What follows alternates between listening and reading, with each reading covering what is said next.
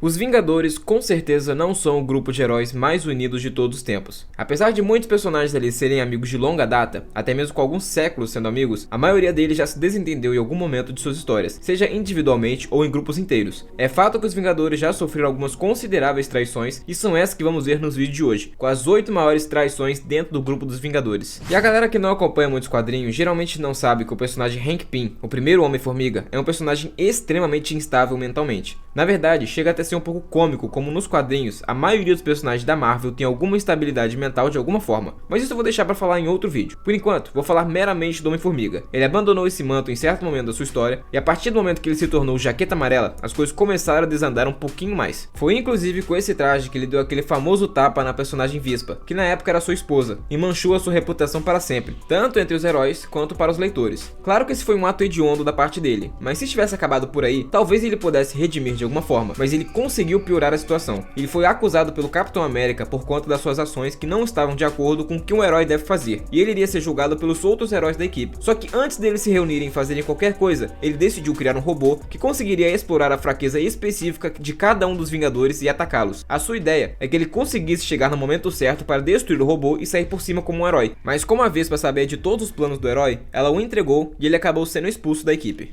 Mas falando em trair a confiança do público e dos heróis, esse aqui foi uma punhalada nas costas dos leitores da Marvel como um todo. O Capitão América é um dos maiores símbolos de esperança nos quadrinhos, principalmente por conta da época que ele surgiu lá na Segunda Guerra Mundial. O personagem atravessou os tempos como alguém íntegro, correto e que principalmente luta em prol da população. Porém, ele secretamente foi revelado como um agente da Hydra e conseguiu sozinho desmantelar todo o governo dos Estados Unidos e os Vingadores. Ele orquestrou toda uma invasão alienígena para que os heróis da Terra mais poderosos ficassem ocupados no espaço, criou um campo de força ao redor do planeta com a justificativa dessa invasão alienígena e o presidente dos Estados Unidos deu a ele o controle sobre o Estado. A partir daí, ele se revelou como um agente duplo. Essa situação ficou tão confusa que até mesmo os heróis ficaram divididos sobre quem deveriam acreditar, entre o Capitão América e a Hydra ou a Resistência. Isso porque a confiança em cima do Capitão América era tão grande que os heróis não conseguiam acreditar no que estava acontecendo. As coisas ficaram ainda piores quando ele conseguiu erguer o Mjolnir, algo que só é possível para quem é digno de verdade. Mas obviamente a Marvel não faria todo um retcon em cima do personagem e colocá-lo como um vilão, até porque o público não aceitou isso nem um pouco. Então, com o passar dos capítulos, descobrimos que isso na verdade foi uma manipulação do Caveira Vermelha, que estava em posse de um cubo cósmico e que fez toda uma alteração da realidade para que isso acontecesse. No final, o verdadeiro Capitão América se revelou, derrotou a sua versão falsa, mas isso não tirou o gosto amargo tanto dos heróis da Terra quanto dos leitores de quadrinhos de terem presenciado essa mancha na história do personagem. Mas já que eu comentei do Capitão América, vou aproveitar para falar um pouquinho também do Homem de Ferro, que teve uma traição em relação aos Vingadores muito próxima do Capitão América. Ali por volta de 2010, todos os heróis dos Vingadores estavam passando por duras baixas. Foi com certeza uma das épocas mais sombrias dos heróis. O Thor, por exemplo, estava morto depois dos eventos de Ragnarok, e cada vez mais heróis, principalmente adolescentes, estavam surgindo. Mas esses novos heróis não eram tão responsáveis quanto os anteriores, e causaram uma tragédia enquanto filmavam alguns atos de heroísmo para a televisão. Isso fez com que o governo reconsiderasse a atuação independente dos heróis na Terra e criasse o registro de super-humanos, que foi muito apoiado pelo Homem de Ferro,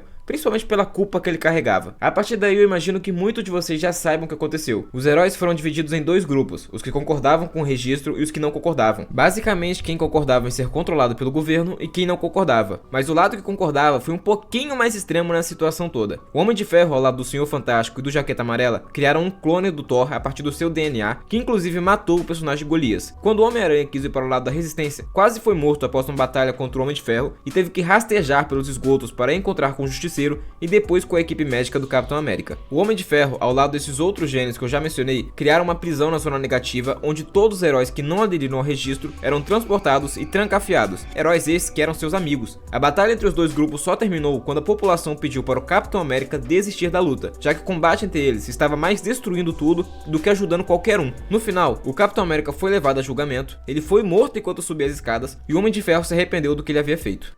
A Mulher-Aranha foi uma das traições mais bem construídas de todas citadas aqui na lista, porque foram anos de preparação da Marvel para esse momento. A Mulher-Aranha é uma heroína muito presente nos quadrinhos da Marvel desde a sua introdução, até mesmo fazendo parte dos Vingadores e de outras equipes. Ela também tinha uma influência muito grande na organização da SHIELD, o que tornava ela uma influência muito grande dentro dos heróis. Porém, existe um grupo paralelo aos Vingadores e à SHIELD que complicou muito a vida dos personagens, que eram os Illuminati. Esse grupo era composto principalmente pelo Homem de Ferro, Raio Negro, Professor Xavier, Doutor Estranho, Namor e outros que já tiveram suas passagens, como Fera e o Capitão América. Eles acreditavam que a guerra entre os Kree e os Skrulls eventualmente chegaria à Terra, e eles decidiram atacar primeiro, ao invés de só ficarem na defensiva. Eles foram até a nave principal dos alienígenas fazer uma ameaça, mas acabaram sendo capturados e estudados a nível genético pelos vilões. Eles conseguiram retornar à Terra, mas com todos os estudos feitos pelos Skrulls, eles eram capazes de copiar perfeitamente qualquer herói da Terra e se infiltraram aos poucos entre os heróis. Nem o olfato do Wolverine, nem mesmo a magia do Doutor Estranho conseguia discernir um transformado de um original, e aos poucos isso foi causando uma tremenda catástrofe no planeta. Os heróis não confiavam mais uns nos outros, e isso sem contar o tempo que levou para eles descobrirem que estavam sendo substituídos, o que aumentou a desconfiança ainda mais. Mas de todas, a principal heroína foi confiada pelos heróis que se mostrou uma traidora foi a Mulher-Aranha, que na verdade era a Rainha Skrull disfarçada. Com os anos e informações privilegiadas, ela orquestrou toda a invasão da raça no planeta e até mesmo fez com que o Homem de Ferro, que na época era o líder da SHIELD, ficasse temporariamente imobilizado. Claro que após a descoberta de tudo, os heróis conseguiram prevalecer, até mesmo com o retorno do Thor, que na época estava morto após o Ragnarok. Mas a desconfiança em cima dos heróis por parte da população aumentou ainda mais, já que foi televisionado que os traidores tinham o rosto dos seus defensores. Foi mostrado na televisão para todo o mundo o vilão Norman Osborn matando a Mulher-Aranha, que para eles era uma traidora, o que fez dele agora um novo líder dentro da SHIELD, e expulsou o Homem de Ferro do seu cargo consequentemente. Mas a expulsão do Homem de Ferro com certeza não foi a única consequência da admissão do Norman Osborn como líder da SHIELD. Eles tinham um problema muito maior, mais destrutivo, iminente e poderoso chamado Sentinela. Após o Norman Osborn assumir como diretor da SHIELD, ele aproveitou seus novos poderes burocráticos para fazer o que bem quisesse. Ele roubou a tecnologia do Homem de Ferro para construir um traje próprio e se autodenominou como Patriota de Ferro. Ele montou sua própria equipe de Vingadores, chamada de Vingadores Sombrios, com versões alternativas, vilanescas, de cada um dos heróis que compunham os Vingadores. Claro que o principal personagem e o mais imponente era o Sentinela, que meio que virou capacho do Duende Verde nesse meio tempo. As ordens do Duende Verde eram absolutas. O Sentinela seguia sem pensar duas vezes, mas aos poucos, a sua instabilidade mental foi liberando a sua segunda personalidade maligna, o Vácuo. Foi durante o arco O Cerco que a sua estabilidade mental chegou ao limite e ele atacou todos que viu pela frente. E aí percebemos o real perigo que é o Sentinela. Ele agora dominado pelo Vácuo, matou com facilidade o deus da guerra Ares e atacou todos os demais heróis no processo. Nem mesmo Thor, que é um dos seres mais poderosos do universo, conseguia sequer machucar o Sentinela nas suas condições atuais. Até mesmo Loki, que se aliou ao Duende Verde, percebeu a cagada que ele havia feito e utilizou as Pedras Norn para aumentar o poder dos heróis, e mesmo assim eles não estavam sendo capazes de bater de frente com o Sentinela. Após todos os heróis se unirem, junto com as magias asgardianas e com tudo que eles tinham direito para se defender, o personagem voltou ao seu estado normal e implorou para ser morto. O Vácuo estava aos poucos tentando tomar o controle novamente. Se isso acontecesse, poderia ser o fim de todos os heróis da Terra. Então Thor cumpriu o que ele pediu, matou o Sentinela e lançou seu corpo no sol, na esperança dele nunca mais retornar. O que não aconteceu, já que o Sentinela é imortal. Mas voltando um pouco no tempo, eu preciso dar uma leve contextualização sobre o que aconteceu com alguns personagens da Marvel antes de falar sobre a Feiticeira Escarlate e a sua traição. Diferentemente do que aconteceu no universo cinematográfico, nos quadrinhos, Hank Pym foi o responsável pela criação do Ultron, que se tornou uma das maiores ameaças da Terra. O Ultron, por sua vez, é o responsável pela criação do androide Visão, que foi criado para se infiltrar nos Vingadores como um herói e destruí-los de dentro para fora. Mas o Visão preferiu atuar ao lado dos heróis em vez do Ultron, e ao invés de traí-los, traiu seu próprio criador. Dentro da equipe, ele se apaixonou pela Feiticeira Escarlate e ambos se casaram, mas não poderiam ter filhos, já que o Visão é um androide. Inconscientemente, a Feiticeira Escarlate utilizou dos seus poderes de manipulação da realidade para criar dois filhos, que depois descobrimos que eram fragmentos da alma de Mephisto. Mas de qualquer forma, eventualmente esses filhos voltaram a deixar de existir, e isso causou um trauma enorme na mente da Feiticeira Escarlate. Então outra feiticeira muito poderosa chamada Agatha Harkness optou por esconderem esse fato da Feiticeira Escarlate, incluindo bloquear suas memórias sobre seus filhos para que isso não causasse mais dores ou sofrimento. Só que a Vespa deu com a língua nos dentes e acabou mencionando para ela anos no futuro sobre seus filhos, e as memórias foram voltando de maneira retroativa. O que a Agatha previu realmente aconteceu. As memórias da perda de seus filhos acabaram com o emocional da Feiticeira Escarlate. Isso fez ela sofrer cada vez mais e liberar os seus poderes. Essa liberação de seus poderes fez com que ela destruísse os Vingadores inconscientemente, causando na HQ a queda dos Vingadores. Ela manipulou a realidade para que o Homem de Ferro ficasse bêbado enquanto discursava nas Nações Unidas, sendo que ele se controlava em relação à bebida desde a HQ O Demônio da Garrafa. O Valete de Copas atacou a mansão dos Vingadores. A Mulher Hulk, manipulada, atacou e destruiu o Visão, e todos foram atacados ao mesmo tempo por uma invasão alienígena e pelo Ultron. Mas tudo isso era obra da manipulação da realidade da Feiticeira Escarlate, que estava muito instável mentalmente. No fim, nem mesmo a união de todos os heróis juntos conseguiu detê-la, e acabou com a personagem dizendo chega de mutantes, praticamente exterminando a raça mutante depois de tudo. Mas toda essa traição da Feiticeira Escarlate em cima dos Vingadores, toda a manipulação da realidade que ela fez, não foi exclusivamente culpa dela. O Mercúrio está envolvido junto. Quando ela começou a ter a sua estabilidade mental e destruir os Vingadores, os principais heróis da Terra se reuniram para discutir o que fazer com ela. Obviamente o Mercúrio estava nessa reunião reunião e percebeu que eles estavam planejando matar a sua irmã. Claro que não eram todos os heróis que pensavam assim. A principal opinião a respeito de matar a Feiticeira Escarlate veio por conta do Wolverine, mas ainda assim ele levou aquilo como verdade, foi procurar a ajuda do Magneto, que não sabia como ajudar mais. Ele já estava em contato com Xavier, ambos já estavam tentando normalizar a situação, mas nenhum deles era poderoso o suficiente para isso. Então Mercúrio foi direto na fonte, procurou a sua irmã e convenceu ela a manipular toda a realidade para que todos tivessem aquilo que sempre queriam. E foi exatamente isso que aconteceu. A Feiticeira Escarlate manipulou toda a cronologia da Marvel para que todos tivessem aquilo que mais desejavam. Wolverine teve todas suas memórias desbloqueadas. O Capitão América nunca ficou aprisionado no gelo. O Homem-Aranha estava casado com a Gwen Stacy e por aí vai. Mas como Wolverine tinha todas suas memórias, ele também tinha as memórias da sua vida anterior. E isso fez com que todos os personagens voltassem pouco a pouco e descobrissem o que tinha acontecido. Quando quase todos tinham recuperado as suas memórias, eles atacaram a Feiticeira Escarlate novamente, que estava brincando com seus filhos refeitos pela sua manipulação da realidade. E foi a partir daí que ela desfez tudo o que havia sido feito e logo após isso, tirou de circulação o GNX e a raça mutante. E por mais que a maioria tivesse culpado o Magneto por tudo que aconteceu, achando que era ele quem havia sido culpado de tudo, na verdade, o real culpado foi o Mercúrio. E por fim, Magneto é um dos personagens mais importantes no núcleo dos Vingadores. E infelizmente não é muito lembrado por isso. Foi a partir das suas ondas cerebrais que o personagem Visão foi criado, e foi por conta disso que ele se apaixonou pela Feiticeira Escarlate. Afinal, secretamente o Magnum era apaixonado pela personagem, e isso influenciou as ondas cerebrais que levaram até o Visão. Ele inicialmente começou a sua carreira como um vilão, mas rapidamente passou a ser um herói, morreu, voltou e depois passou a fazer parte dos Vingadores. Mas depois que os Vingadores sofreram inúmeras baixas e causaram algumas catástrofes, algumas que até mesmo já mencionei aqui no vídeo, ele parou de ver o grupo como uma força do bem. Ele reuniu um grupo de heróis esquecidos como Golias, Atlas, Anti-Venom e alguns outros para bater de frente com os Vingadores. Os heróis foram chamados de revanchistas, que seria a tradução mais próxima do título original, que seria Revengers, algo como contra Vingadores. De qualquer forma, foi uma traição bem grande por parte do personagem. Ele poderia simplesmente ter sentado numa mesa e conversado com todo mundo sobre o que ele pensava, mas ele preferiu partir para a grosseria e levar alguns heróis classe B para tentar bater de frente com os heróis mais poderosos da Terra. Bom, obviamente que não deu em nada. Os Vingadores continuam aí até hoje, afinal os heróis que ele reuniu não tinham a menor chance contra os Vingadores. Realmente faltava poder para os personagens, mas o que com certeza não pode faltar nesse vídeo é o seu like e a sua inscrição para ajudar a fortalecer o canal que tá voltando com tudo. Não se esqueça também de se inscrever para continuar acompanhando o conteúdo que só eu trago aqui para vocês. Valeu e até a próxima!